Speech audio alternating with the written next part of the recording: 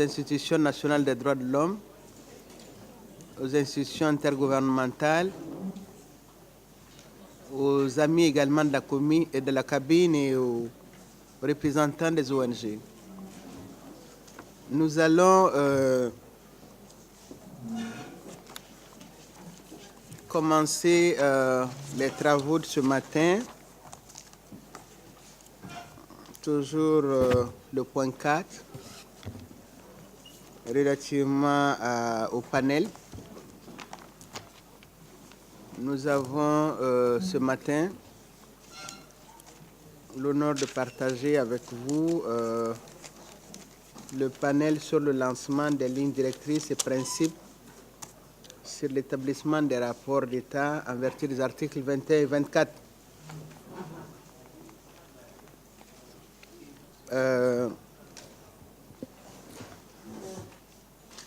Ce panel, l'objectif, c'est de lancer ces lignes directrices, de les partager avec vous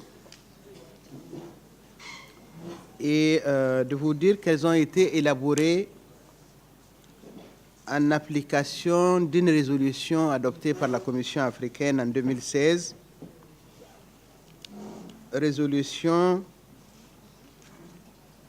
par laquelle la Commission africaine des droits de l'homme et des peuples demandait au groupe de travail sur les industries extractives, l'environnement et les droits de l'homme d'élaborer des lignes directrices sur les industries extractives compte tenu de l'importance que prend cette thématique et sa relation avec les droits de l'homme et l'impact également des industries extractives sur les droits de l'homme. La préparation donc marque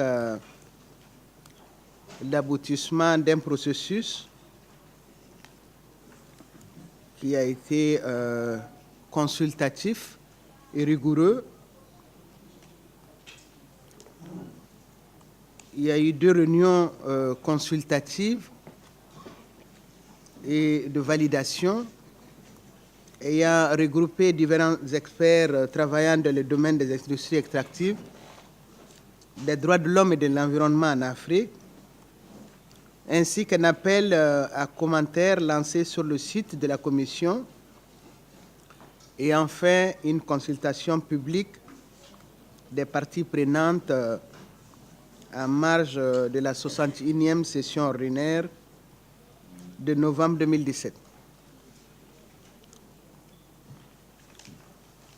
À la suite de l'adoption de ces lignes directrices, la Commission va profiter de ce cadre d'échange que nous avons, public que nous avons ici, pour débattre également de comment les mettre en œuvre et recueillir aussi des bonnes pratiques de la part des États partis qui sont là par rapport à des expériences nationales. Le groupe de travail va également publier son premier bulletin. À cet égard, je voudrais souhaiter la bienvenue à nos panélistes, les commissaires Young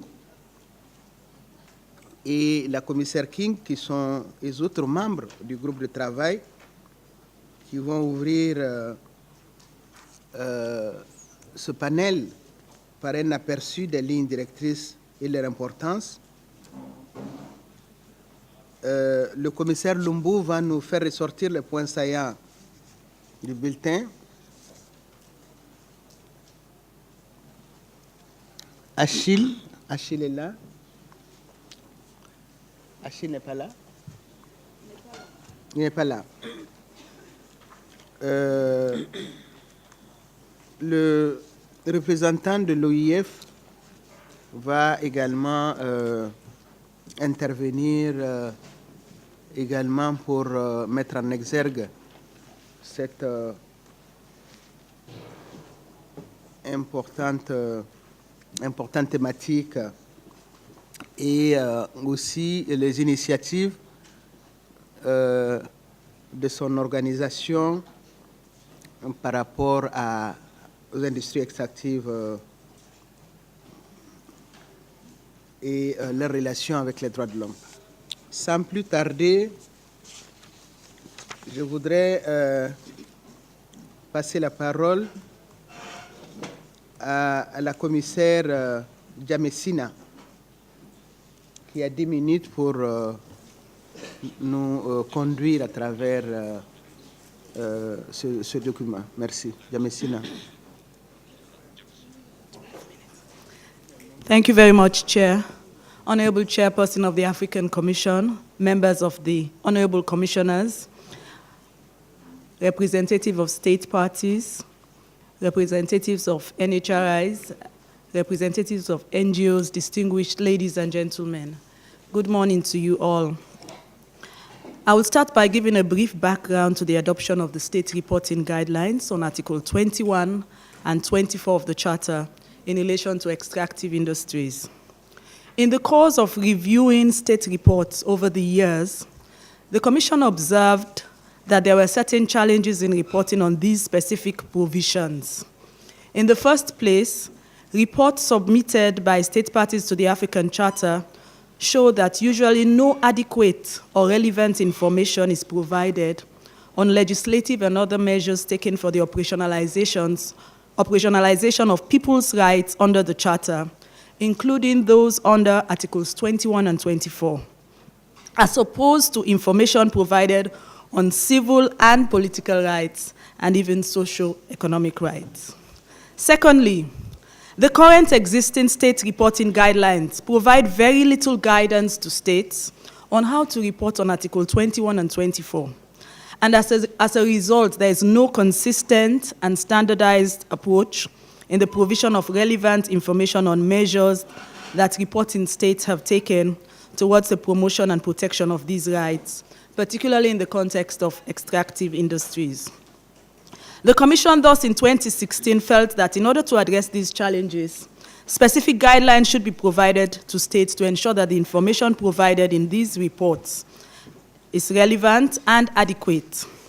This is not the first time that the Commission has developed such additional guidance for states on their reporting obligations. For example, we have the state reporting guidelines on economic, social, and cultural rights, which were adopted in 2011.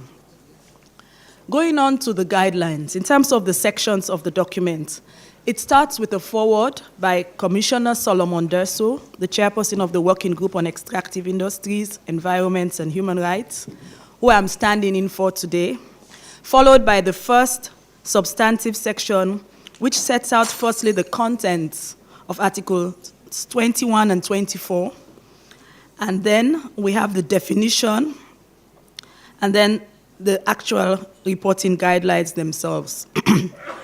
The guidelines are separated into guidelines under Article 21 and Article 24, and are further categorized according to different aspects of the extractive industries, which states are expected to report on, including land use and ownership, participation and consultation, and grievance mechanisms, among others. In order to contextualize the state reporting guidelines, and to provide a clear framework for the rights and obligations under Order 21 and 24, the document contains an explanatory note which sets out the contents of the rights and obligations under Article 21 and 24 of the Charter.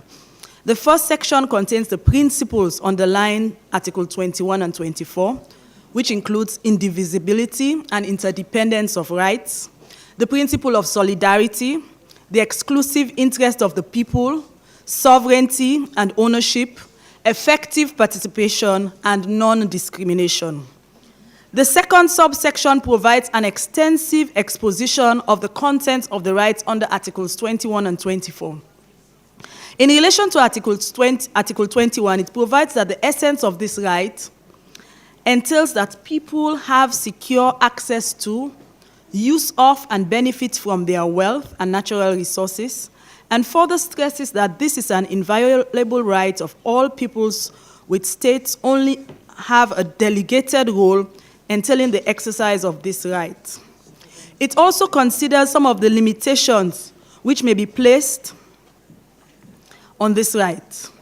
In relation to Article 24, the explanatory note provides that this is a right to an environment that is clean enough for a safe and secure life and development of individuals and peoples, further noting that the environment should be used in a sustainable manner. In relation to both Articles 21 and 24, the explanatory note also emphasizes the importance of participation in decision-making by people directly affected by extractive industries, as well as the right to remedy in cases of violations. Subsection 3 is dedicated to the obligation on state parties to the African Charter in relation to the rights as set out in the previous section. These include the state's obligation to respect, protect, promote, and fulfill these rights under the Charter, and it provides further content on how these obligations are to apply in the context of the extractive industries. The final subsection turns to the obligation on companies operating in the extractive industries. While states are the primary obligation bearers under the African Charter, it is also legally recognized that corporations, particularly multinational ones, have obligations towards right holders, and these are expounded on in this final subsection. The document also includes the resolution mandating the development of the guidelines and the resolution 367 on the Niamey Declaration and on ensuring the upholding of the African Charter in the extractive industry sector in the annexures. While my colleague Commissioner Young and the other panelists will speak in more detail about the significance and utility of the guidelines, I would like to conclude by noting that this work is a great advancement, not only in providing guidance to states in reporting to the Commission, which is of course its primary purpose, but also in clarifying and expounding on the human rights standards which are expected to be complied with in extractive industries on the continent. Thank you very much for your attention. Je voudrais merci la commissaire King, donner la parole au commissaire Youn pour nous dire justement l'importance de ces guidelines et comment les États peuvent les utiliser dans les rapports périodiques. Merci. Madam Chairperson, I thank you for giving me the floor. Excellencies, distinguished ladies and gentlemen, all protocol respected, a very good morning to you all. Commissioner Deasso, the chairperson of the Working Group on Extractive Industries in Africa, has in his foreword to the document, which is soon to be launched, adequately captured the significance and indeed the need of setting up a state reporting guidelines and principles under provisions of the two very important articles of the African Charter, namely Articles 21 and 24. Now, these two articles so far have not been given due attention and the recognition they truly deserve. Now, indeed, state reporting duties under Article 62 of the Charter have so far been centered and focused on articles concerned with the promotion and protection of human rights, but not of people's rights. The state reporting guidelines and principles on Articles 21 and 24 of the African Charter on Human and People's Rights is therefore a paradigm shift, which is both timely and necessary. So while it allows state parties to better understand the scope of their reporting obligations and the kind of information expected of them, Through the same reporting mechanism of state parties under Article 62 of the Charter, the Commission will now be able to monitor that people's rights, which exist under Articles 21 and 24, are effectively given adequate recognition and afforded full protection. This is, in short, the significance of the reporting guidelines and principles.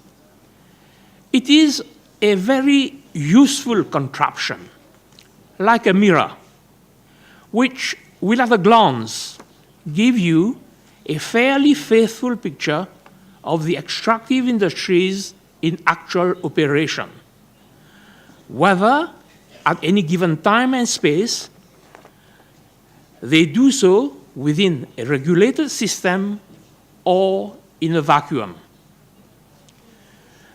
There is nothing intrinsically wrong with foreign partners participating in the development of extractive industries in Africa.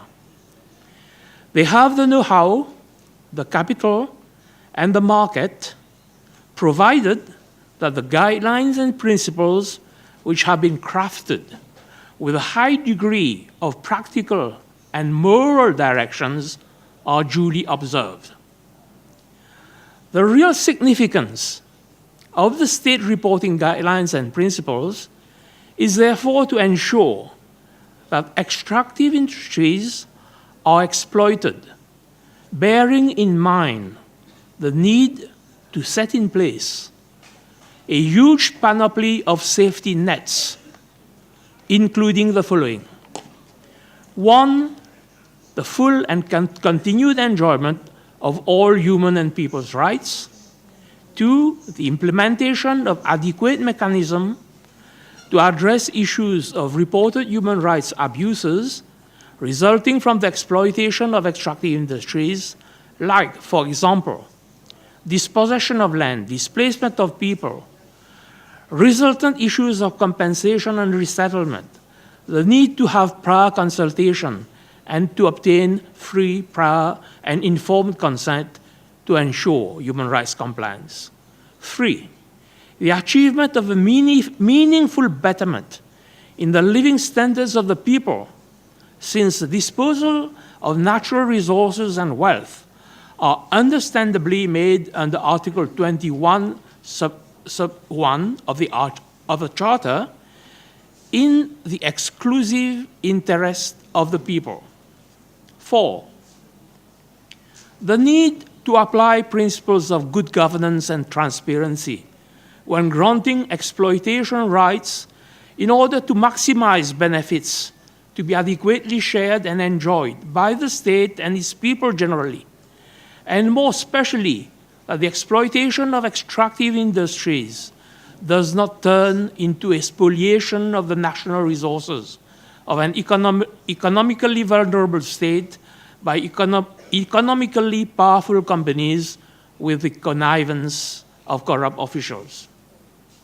The extractive industries should operate within the state-organized security and justice systems and not be permitted to act as a state within the state.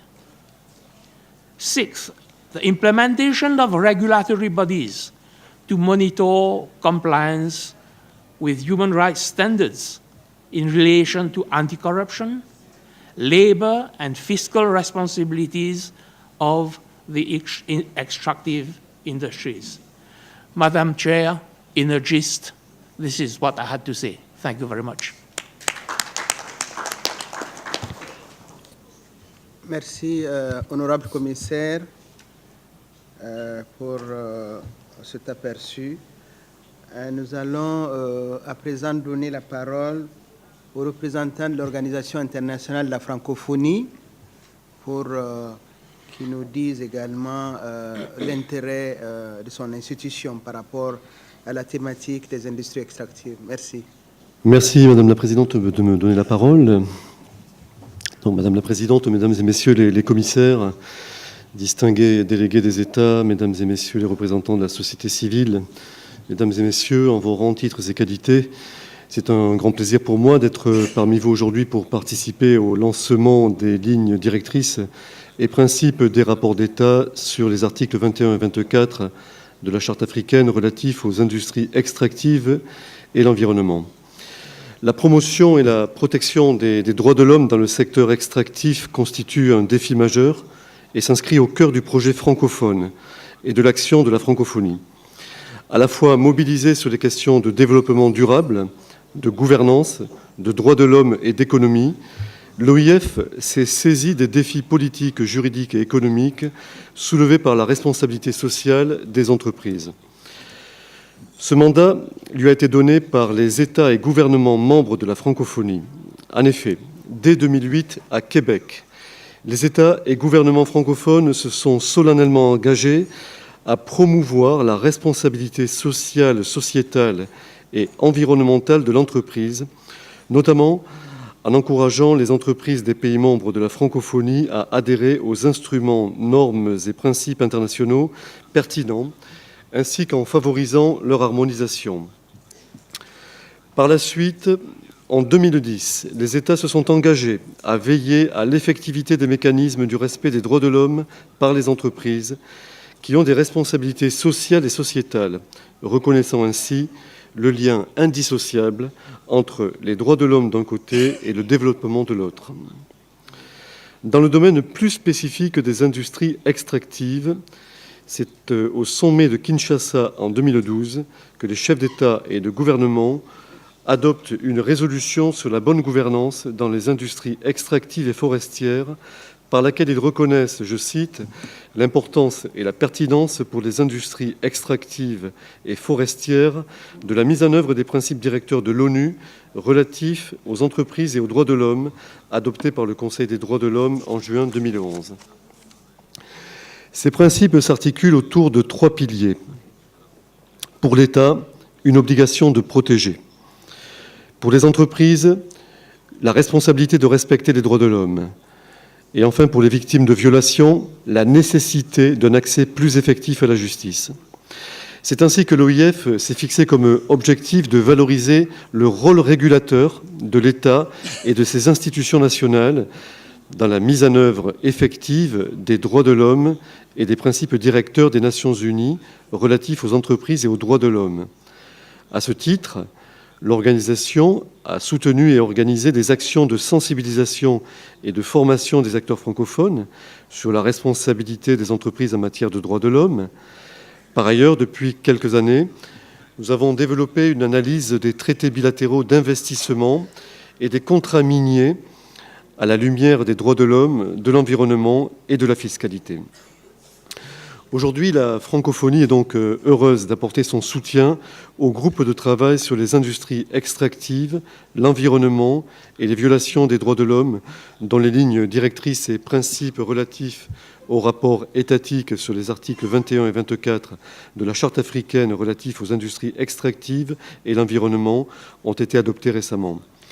Ces lignes donnent des précisions sur les informations attendues pour identifier les mesures à prendre afin de prévenir ce type de violation des droits de l'homme. Je vous remercie pour votre attention.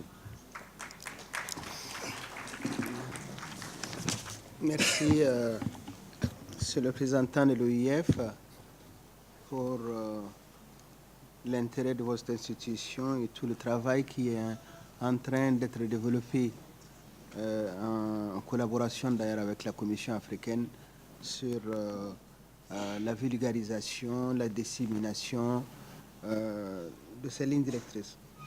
Je vais à présent donner la parole à M. Brigadier Chiachilem de South Africa Litigation Center pour nous dire également la perspective par rapport à ces lignes directrices. Merci. Thank you, Madam Chairperson. Madam Chairperson, members of the African Commission, Your Excellencies, distinguished delegates, distinguished ladies and gentlemen, may I say all protocols duly observed. The NGOs are a very important stakeholder in the implementation of the Charter. We are particularly interested in ensuring that measures are put in place that gives effect to the free disposal of resources and to live in a satisfactory environment. We play a part, Madam Chairperson, when states are taking in place measures to ensure that they give effect to the Charter, especially when they are enacting laws, where we are invited as anyone to participate, we do so. We also, Madam Chairperson, participate during the reporting process, either through cooperating with the states or through the shadow report. As we have already heard, there have been an adequacy in the information that is given in respect to Article 21 and 24. Now, if we have fully participated as NGOs in the production of that report, and that report does not have adequate or necessary information, then it means we are equally to blame. Madam Chairperson, the guidelines are so important to us as NGO, as it now unpacks the rights that are contained in Article 21 and 24.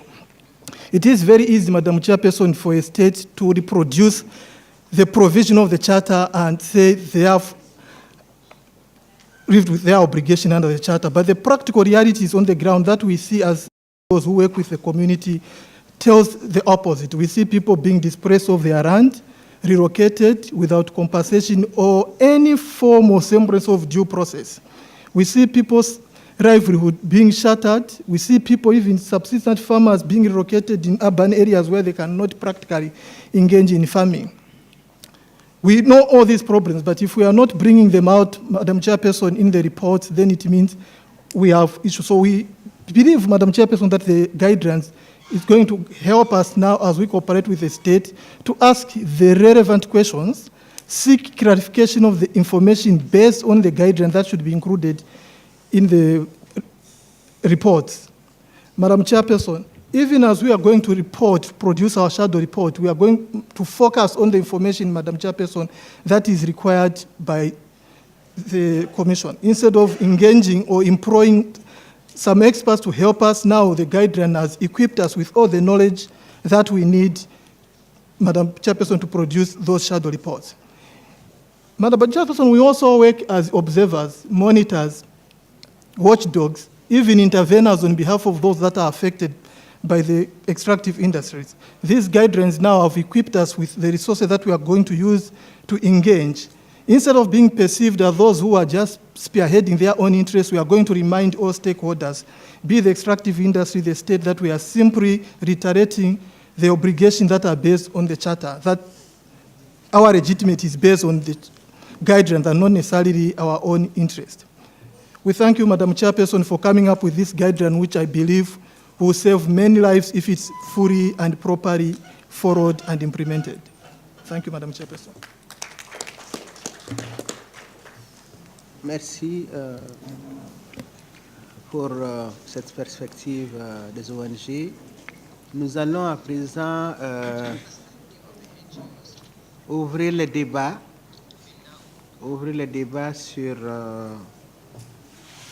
ces lignes directrices et demander aux États partis qui sont là des expériences. Est-ce qu'il y a des expériences au plan national qui peuvent effectivement orienter les autres qui n'en ont pas, et quelle est la valeur ajoutée de ces observations, de ces lignes directrices par rapport au travail qui se fait au plan national. Les ONG, les institutions nationales des droits de l'homme, sur lesquelles nous comptons pour la vulgarisation de ces lignes directrices, sont également invités à prendre la parole pour nous donner leur perspective. J'ouvre donc le débat et la parole à qui veut la prendre. بذلك نقدم تقديرنا وتشكراتنا للقائمين على إعداد وتقديم هذه المبادئ والتوجيهات المعدة حول المادتين 21 و 24 من الميثاق، ونشير إلى أنه في الأراضي المحتلة من الجمهورية الصحراوية هناك استقلال شنيع وغير منظم للثروات الصحراوية عن طريق استخراجها من طرف بعض الشركات متعددة الجنسيات والشركات الأخرى المتواطئة والتي تعمل مع سلطات الاحتلال. وهذه المنطقة ما زالت مصنفة ضمن أو تحت عمل اللجنة الرابعة الخاصة بتصفية الاستعمار، ولذلك القانون الدولي والقانون الدولي الإنساني لحقوق الإنسان يمنع استخراج هذه المواد أو استقلالها، وخصوصا أنه ورغم ذلك السكان الصحراويين المقيمين في تلك المناطق لم يستفيدوا من هذه الثروات، ولذلك هذا يعتبر انتهاك صارخ لحقوقهم. وهذا ما أشارت إليه المحكمة الأوروبية في حكمين صادرين في السنة الماضية. وكذلك هناك في استقلال الفوسفات عن طريق بعض الشركات، والذي كان هناك حكم كذلك عن طريق المحكمة الوطنية في جنوب أفريقيا بتوقيف باخرة لشركة أجنبية متواطئة في هذا المجال. ولذلك من هنا ندعو اللجنة وكذلك اللجنة الإفريقية لحقوق الإنسان وكذلك جميع المنظمات العاملة في هذا المجال بأن تنتبه لهذه المنطقة وتحاول أن تساعد في هذا المجال. وكذلك ندعو المنظمة الفرنكفونية، بما أن المغرب دولة فرنكفونية، ندعو والتي ممثلة يحضر معنا هنا أن تنتبه لهذا الموضوع وأن تحاول هي وغيرها من المنظمات الأخرى المهتمة بهذا المجال.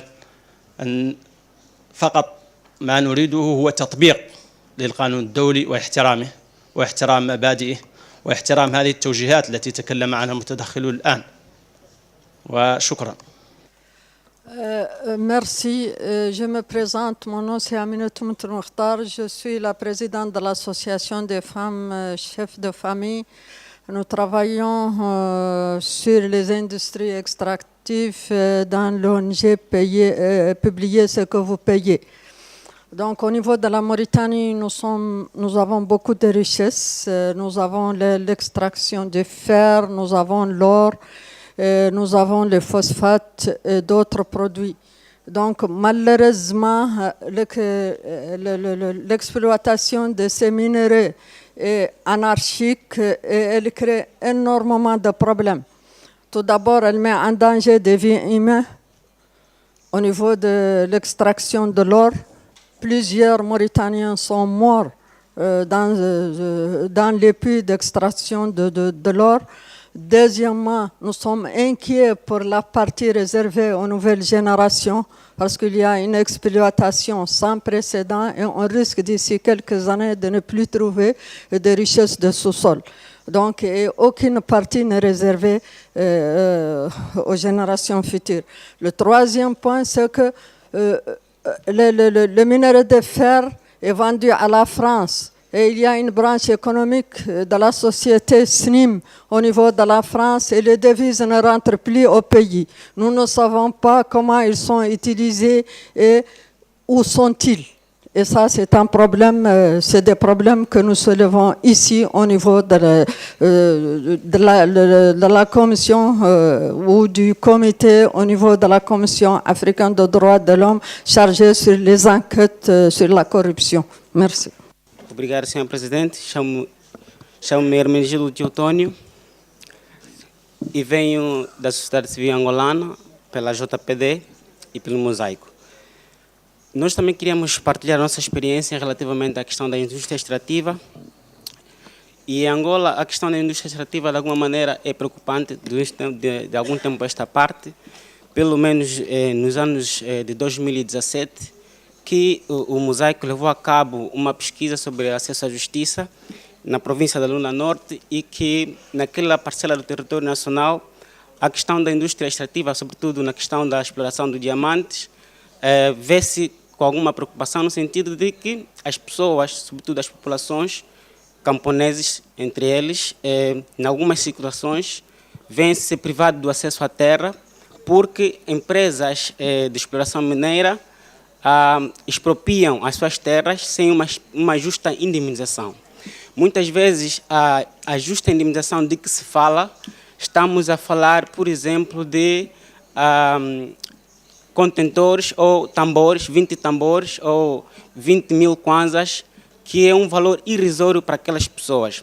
E isso, de alguma maneira, não é justo para as pessoas que vivem da terra, para explorar e para cultivar, e com alguma preocupação nós vemos essa situação. E daí que aceitamos, e é provável que estas diretivas não serão só utilizadas pela sociedade, pelo Estado, mas sobretudo para as organizações da sociedade civil que interessam sobre essas matérias, no sentido de informar os Estados que são esses princípios que devem ser observados, e também lembrar que o exercício do direito de exploração de recursos naturais, de diamantes e outros, sobretudo em Angola, não está em conformidade, de alguma maneira, com a visão mineira africana. Por isso, também nós encorajamos que a Comissão, pelo menos, que inste o Estado angolano para que a visão mineira africana seja de conhecimento público e que seja devidamente observado. Penso que é uma experiência que vale a pena partilhar com todos os povos, com todas as pessoas envolvidas neste processo de indústria extrativa. Muito obrigado. I'm a delegate from Nigeria, and I just want to speak on the impact of the extractive industry on the water resources of my country and of state parties. Yesterday I listened keenly on the UN Declaration on Human Rights, and it's like the emphasis here is laid on the classical human rights. But these days, we find out that human rights is evolving, that even rights to water and sanitation is now considered a human right by 2010 resolution of the UN. And I want this commission to make state parties realize that citizens are also entitled to fresh water and sanitation, that when the extractive industries destroy available fresh water, it impacts negatively on the citizens. Thank you.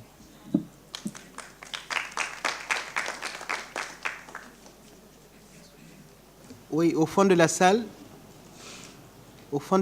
il y a quelqu'un qui veut prendre la parole. Le dernier intervenant, parce que nous avons aussi des contraintes de temps. S'il vous plaît.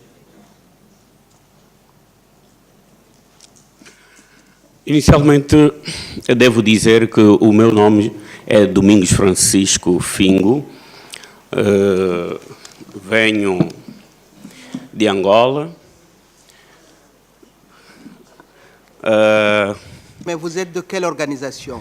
ACC, Associação Construindo Comunidades, da região sul de Angola. Venho aqui para dizer que, em relação à extração mineira, nós, na região sul de Angola, estamos muito preocupados porque a região sul de Angola foi apurada como sendo a mais rica em recursos mineiros. Refiro-me concretamente ao ferro e outros recursos. No entanto, o que nós temos constatado é digamos assim, uma expropriação das terras comunitárias sem qualquer tipo de indemnização, nem qualquer tipo de diálogo com as comunidades. E isto está a fazer com que as comunidades se tornem cada vez mais pobres e desgraçadas em relação a esta situação.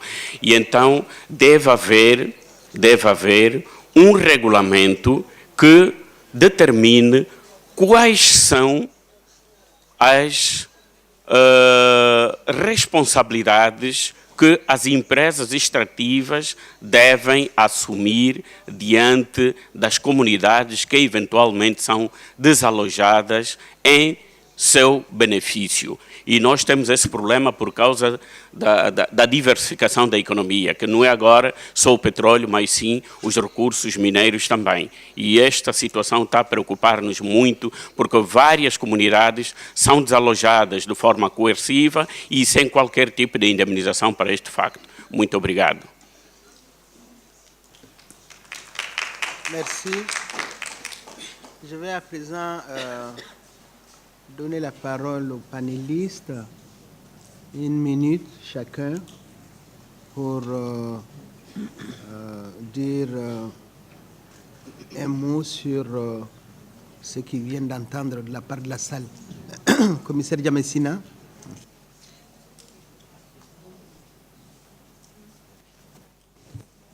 Thank you, Chair.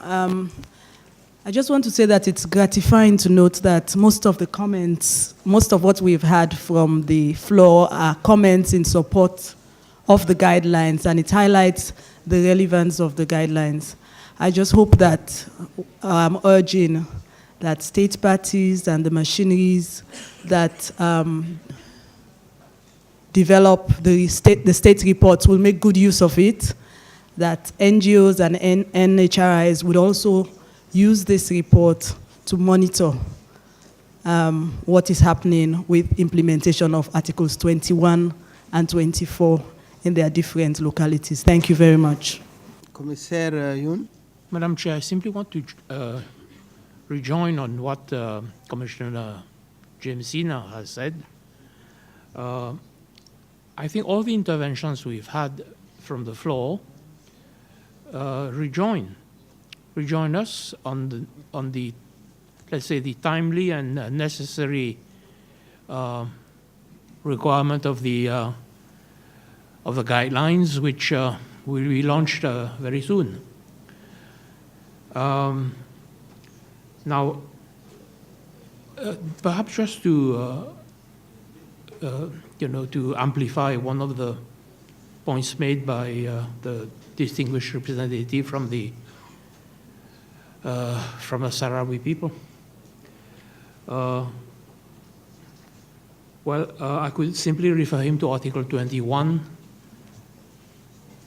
sub-Article 2, on spoliation and the redress, which would be available. I think I'll stop here, Madam. Thank you.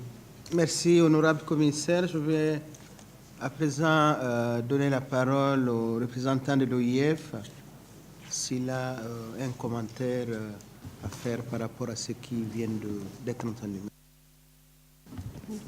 Merci Madame la Présidente. Écoutez, un commentaire bien évidemment. On ne peut être que sensible aux interventions très pertinentes des intervenants successifs. Derrière toutes ces problématiques, il y a de vrais gens, des réalités humaines profondes. La francophonie est institutionnelle, mais c'est également une francophonie des peuples qui monte en puissance avec une part de plus en plus importante accordée à la société civile, à l'image de ce qui s'est passé à la veille du sommet d'Erevan, où une nouvelle stratégie d'inclusivité de la société civile est à l'œuvre. Donc je note bien entendu avec un grand intérêt les interventions faites par les représentants du Sahara, sur la question également mauritanienne. Elles seront portées à qui de droit.